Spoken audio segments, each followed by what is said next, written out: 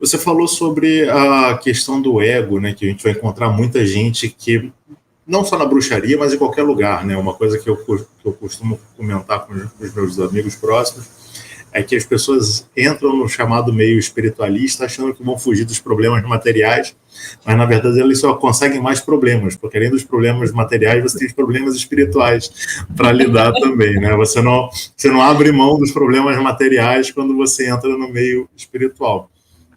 E a gente vai encontrar também, né, e eu falo isso não só em sendas solitárias, né, como uma auto-iniciação, mas dentro mesmo de outras ordens, você vai encontrar muita gente que é egóica ali dentro e que se acha cada vez mais, né, como é que, num processo de auto-iniciação, o que você recomenda para quem está assistindo a gente, que quer enveredar para um processo de auto-iniciação? Como é que ele pode escapar desse delírio egóico de achar que se tornou Super Saiyajin nível Deus, né, e que tudo que ele faz é o correto? E dentro também da própria, falando nesse processo de auto-iniciação, quando a gente vai falar da bruxaria, remete-se muito ao contato com a natureza, né, dentro das pessoas. Como é que você, vivendo numa cidade que é basicamente concreto, né, a gente perde muito essa noção, o mercado tem produto o ano inteiro, né, não é mais como antigamente, a gente perdeu a noção das estações, da época de cada comida. Como é que o que você me recomenda para essa pessoa que está buscando essa auto-iniciação, além de fugir dos delírios egóicos, ter contato com a natureza mesmo morando na cidade? Achei o máximo esse questionamento, né? Eu costumo dizer, brincando, mas brinco de falar a verdade para falar a verdade brincando, né? Eu digo que o ego é o verdadeiro guardião do umbral, né? É ele que guarda ali as coisas, né? Ele é o maestro da nossa consciência, mas ele também é o grande guardião ali. Então, eu acho que fugir dos delírios, eu acho que nem é o caminho, sabe? Eu acho que o caminho é você ficar frente a frente com ele, sem reservas, assim, sabe? Você realmente conversar consigo. Uma forma que eu acho bem interessante de fazer, e aí entra dentro até mesmo de do que a gente pode chamar, inclusive, numa pegada psicológica de imaginação ativa, né? É você se confrontar com aspectos do seu próprio ser, sabe? E tentar conversar com os vários seres que habitam, né? Os nós dentro de nós e tentar desatar alguns, não todos, porque alguns é melhor que fique bem amarradinho mesmo. Então, eu acho que isso ajuda bastante. Então, exercícios que são muito interessantes são exercícios que a gente pode chamar de meditativos, né? De confronto com algumas pegadas tuas. Então, eu consigo dizer para vocês um exemplo que eu vivi, foi exatamente essa temática, né?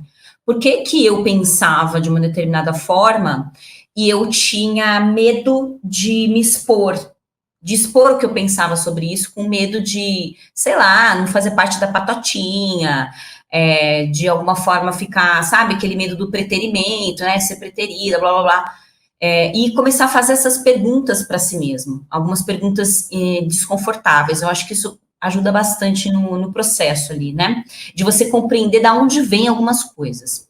Acho que para todo mundo, mas para quem é sozinho no caminho mesmo, eu acho que é imprescindível um acompanhamento terapêutico, sabe? Para não misturar as bolas ali, não misturar as coisas também. E aí eu sempre recomendo que vão buscar psicólogos como o André, né? Psicólogos que tenham conhecimentos outros, para que também não seja um tiro no pé.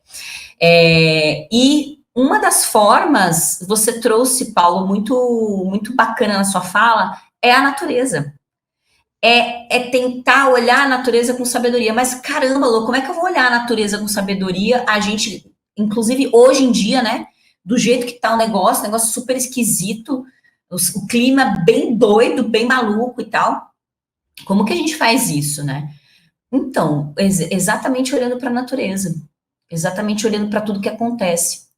Será que não existe uma conexão entre toda essa loucura? Eu nem estou falando literalmente um debate sobre aquecimento global, impacto humano ou não, nem isso que eu estou dizendo.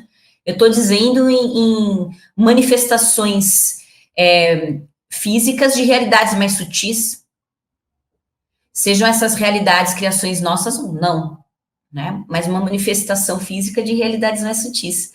Então, conversar com essa natureza eu acho bastante importante. Mas conversar mesmo.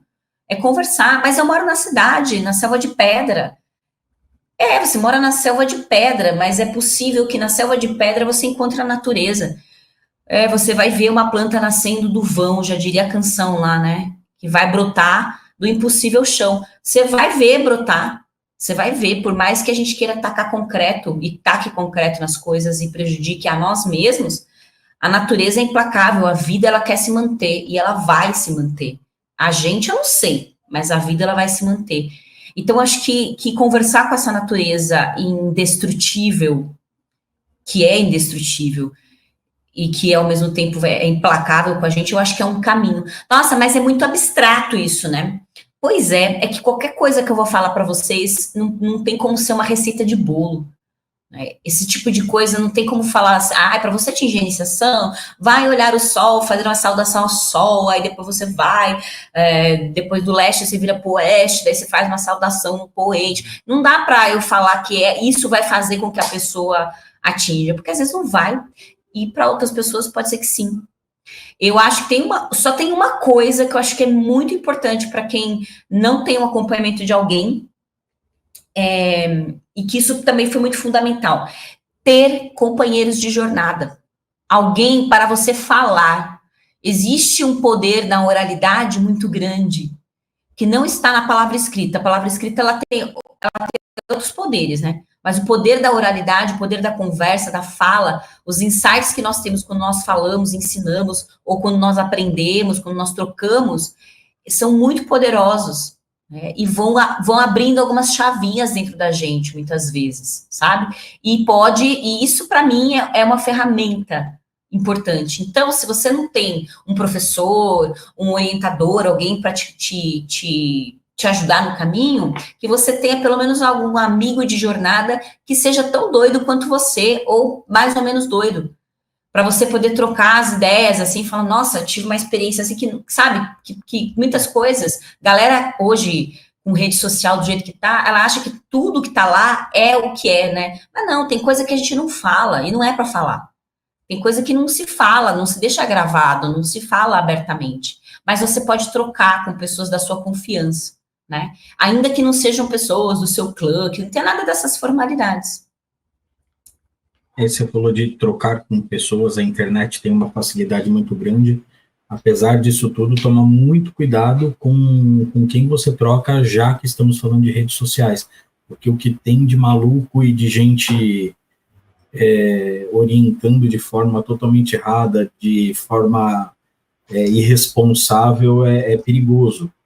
Né? Então, saber com quem você está tocando, como a Lua falou, assim, pessoas com quem você confia, que está na mesma jornada que você, isso é importante de pensar, né?